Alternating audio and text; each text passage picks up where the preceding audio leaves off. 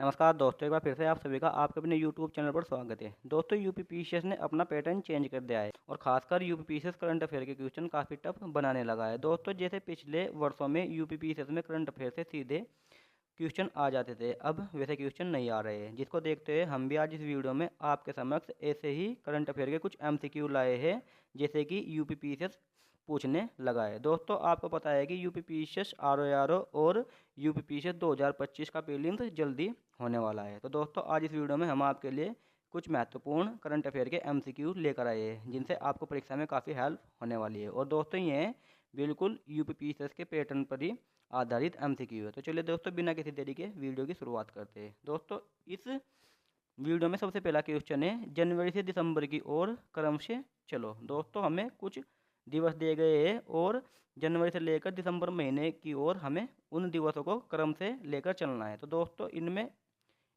इसमें पहला दिवस दिया गया है अंतरिक्ष दिवस, और दूसरा दिवस दिया गया है संविधान हत्या दिवस, तीसरा दिवस दिया गया है डॉल्फिन दिवस और चौथा दिवस दिया गया है भाला फेंक दिवस।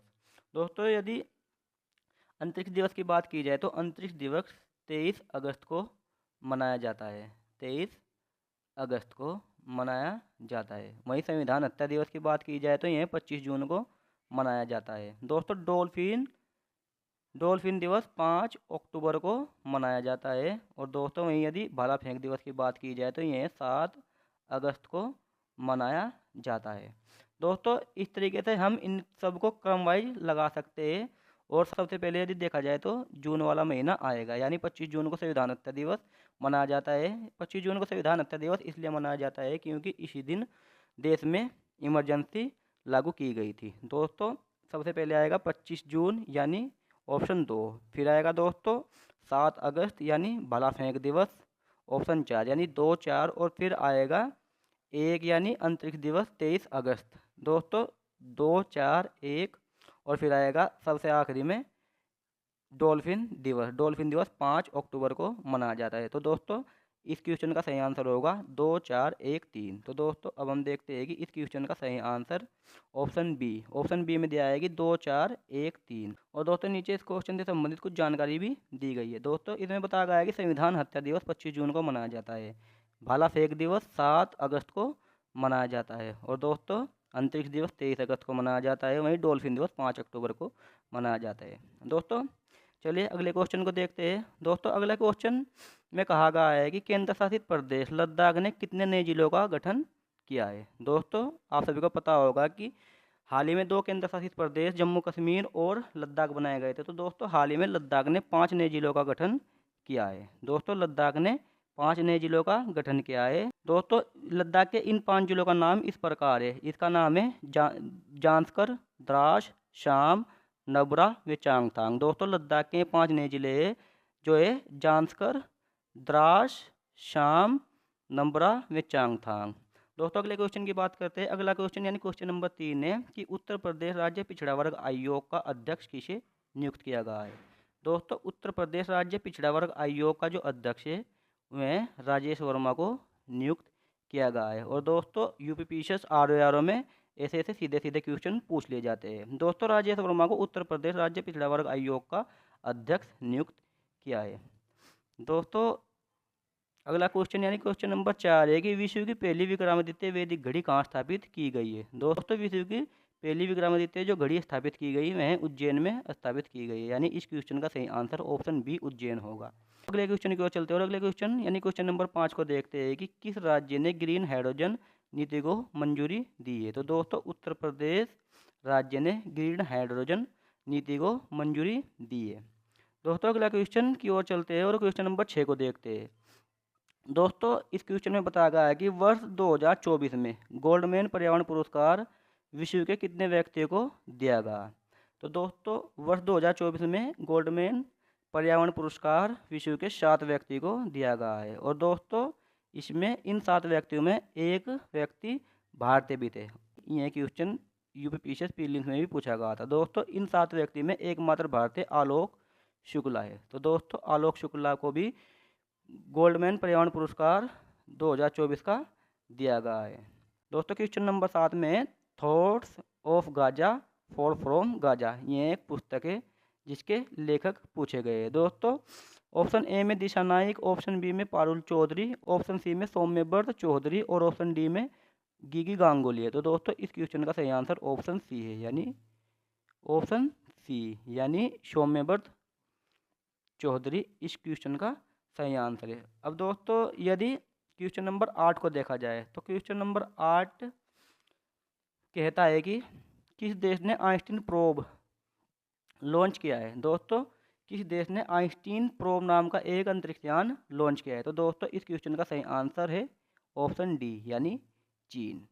चीन ने आइंस्टीन प्रोब नाम का रॉकेट लॉन्च किया है। दोस्तों यदि क्वेश्चन नंबर 9 को देखा जाए तो क्वेश्चन नंबर 9 में एक तरफ कुछ कंपनियां लिखी हुई है और दूसरी तरफ उनसे संबंधित देश, जैसे एक्सचेंजर के सामने भारत लिखा है। तो दोस्तों आपको इस क्वेश्चन में मैच करना है कि कौन सी कंपनी का संबंध किस देश से है। तो दोस्तों एक्सचेंजर आयरलैंड की कंपनी है।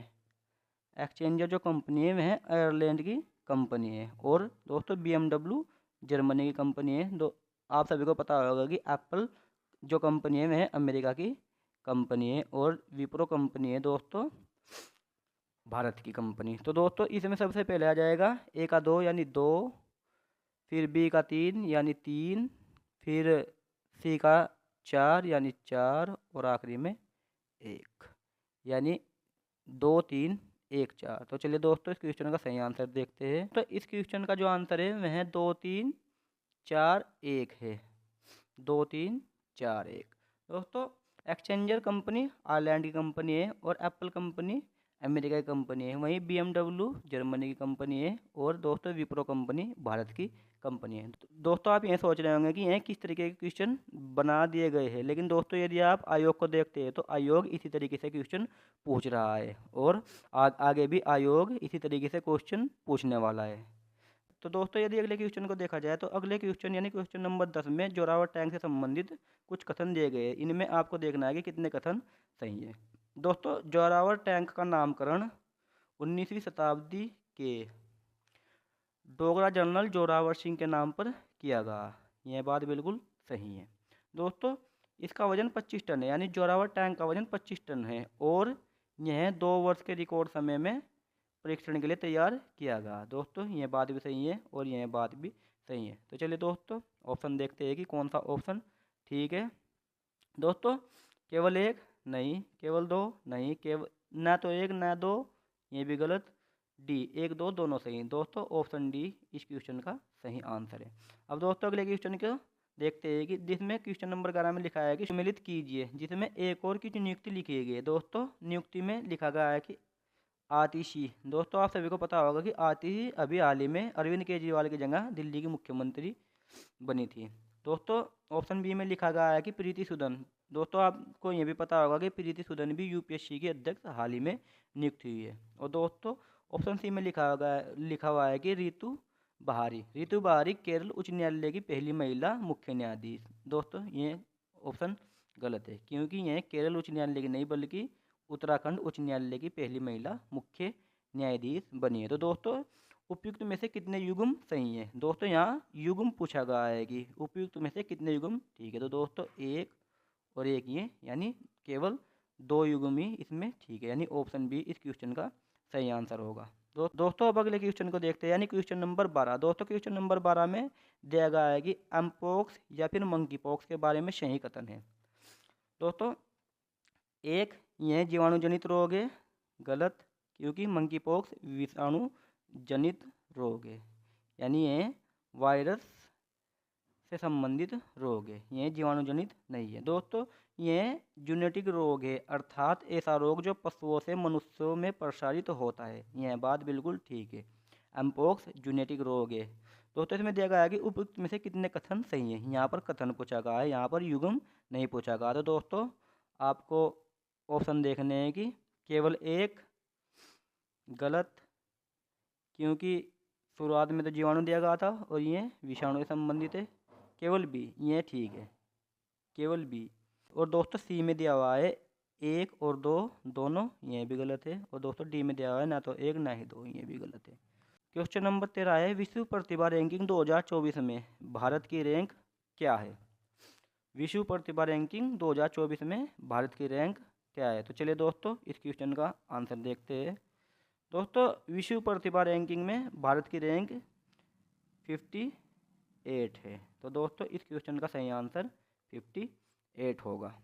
दोस्तों यदि विश्व प्रतिभा रैंकिंग के बारे में देखा जाए तो विश्व प्रतिभा rank institute for management development यानी IMD द्वारा जारी की जाती है। दोस्तों क्वेश्चन नंबर 14 में दिया गया है कि G7 शिखर सम्मेलन के विषय में सही कथन है। दोस्तों इसमें ऑप्शन 1 दिया गया है कि ब्राज़ील G7 देशों में शामिल है। दोस्तों यह बात बिल्कुल गलत है। और दोस्तों ऑप्शन 2 में दिया गया है कि वर्ष 2025 में G7 की बैठक जर्मनी में होगी। दोस्तों यह भी गलत है, क्योंकि वर्ष 2025 में G7 की बैठक जर्मनी में न होकर कनाडा में होने वाली है। कनाडा में होने वाली है। तो दोस्तों दोनों ही ऑप्शन गलत है। तो दोस्तों अब इस क्वेश्चन का आंसर देखते हैं। इसमें ए में दिया है केवल 1, ये बिल्कुल गलत है। बी में दिया हुआ है केवल 2, यह भी गलत है।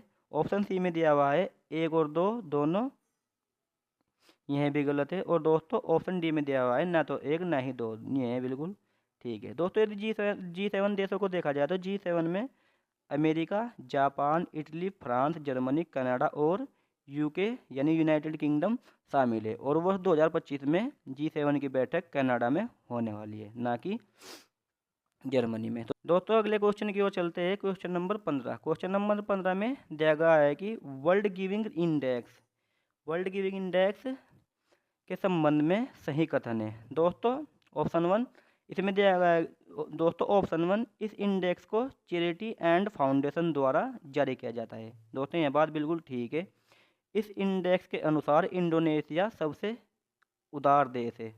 इस इंडेक्स के अनुसार इंडोनेशिया दुनिया का सबसे उदार देश है। दोस्तों यह बात भी ठीक है। तो दोनों ऑप्शन ठीक है। तो दोस्तों अब इस क्वेश्चन के ऑप्शन को देखते हैं। तो दोस्तों इनमें ऑप्शन सी बिल्कुल ठीक है। दोस्तों आपको कंटेंट देखकर यह लग रहा होगा कि जैसा आईओ क्वेश्चन पूछ रहा है बिल्कुल उसी पैटर्न पर कंटेंट बनाया गया है। तो दोस्तों यदि आपको वीडियो अच्छी लग रही है तो आप चैनल को सब्सक्राइब करें, वीडियो को लाइक करें और हाँ अपने दोस्तों को ज़रूर शेयर करें। हम यह सीरीज लगातार कंटिन्यू करने वाले हैं यूपीपीएससी 2025 के प्रीलिम्स तक और आरओ के एग्ज़ाम तक। तो चलिए दोस्तों अब बात करते हैं अगले क्वेश्चन यानी क्वेश्चन नंबर 16 के बारे में। दोस्तों क्वेश्चन नंबर 16 में बताया गया है कि समान नागरिक संहिता के विषय में सही कथन है। दोस्तों ऑप्शन नंबर 1 में इसका उल्लेख संविधान के अनुच्छेद 40 में किया गया है। दोस्तों बिल्कुल गलत है, क्योंकि अनुच्छेद 44 में है। सही है। उत्तराखंड देश का पहला ऐसा राज्य है जिसने राज्य में समान नागरिक संहिता लागू करने संबंधी विधेयक पारित किया है। तो दोस्तों इस क्वेश्चन का ऑप्शन नंबर 1 गलत है और बी बिल्कुल ठीक है, यानी 2 बिल्कुल ठीक है। तो चलिए दोस्तों अब ऑप्शन को देख लेते हैं। तो ऑप्शन में दिया हुआ है ए केवल 1, ये बिल्कुल गलत है। ऑप्शन बी ये बिल्कुल ठीक है। ऑप्शन सी भी गलत, ऑप्शन डी भी गलत।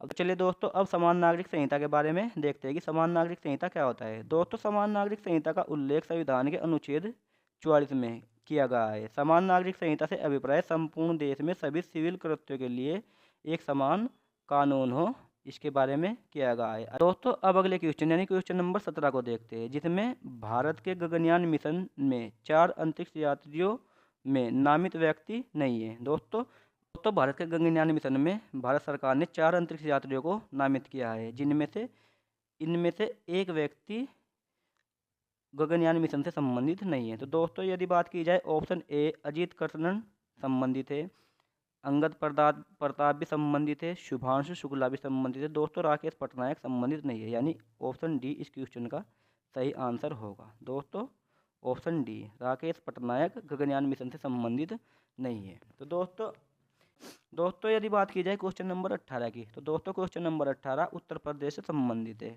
आरओ में उत्तर प्रदेश से करंट से और स्टैटिक से काफ़ी क्वेश्चन पूछे जाते हैं, इसलिए हमने यह क्वेश्चन इस स्लाइड में डाला है। तो दोस्तों क्वेश्चन नंबर 18 में कहा गया है कि उत्तर प्रदेश के किस जिले में जटायु संरक्षण और प्रजनन केंद्र की स्थापना की जा रही है। तो दोस्तों इस क्वेश्चन का सही आंसर है ऑप्शन ए कैंपियरगंज गोरखपुर में जटायु संरक्षण में प्रजनन की स्थापना की जा रही है। दोस्तों यदि बात की जाए क्वेश्चन नंबर 19 की, तो दोस्तों क्वेश्चन नंबर 19 जो स्लाइड का अंतिम क्वेश्चन भी है, जिसमें कहा गया है कि T20 महिला विश्व कप किस टीम ने जीता है। T20 महिला विश्व कप 2024 किस टीम ने जीता है। तो दोस्तों T20 महिला विश्व कप 2024 न्यूजीलैंड ने साउथ अफ्रीका को हराकर जीता है। दोस्तों न्यूजीलैंड की महिलाओं ने पहली बार यह खिताब साउथ अफ्रीका को हराकर जीता है। तो दोस्तों आज की वीडियो में इतना ही, मिलते हैं अगली वीडियो में। आई होप आपको यह कंटेंट अच्छा लगा होगा। दोस्तों यह कंटेंट बिल्कुल परीक्षा को केंद्र में रखकर बनाया गया है। और दोस्तों यदि आप भी और दोस्तों यदि आपको यह कंटेंट अच्छा लगा हो, यह वीडियो अच्छी लगी हो, तो प्लीज़ चैनल को सब्सक्राइब करें, वीडियो को लाइक करें, शेयर करें, सपोर्ट करें। Thank you.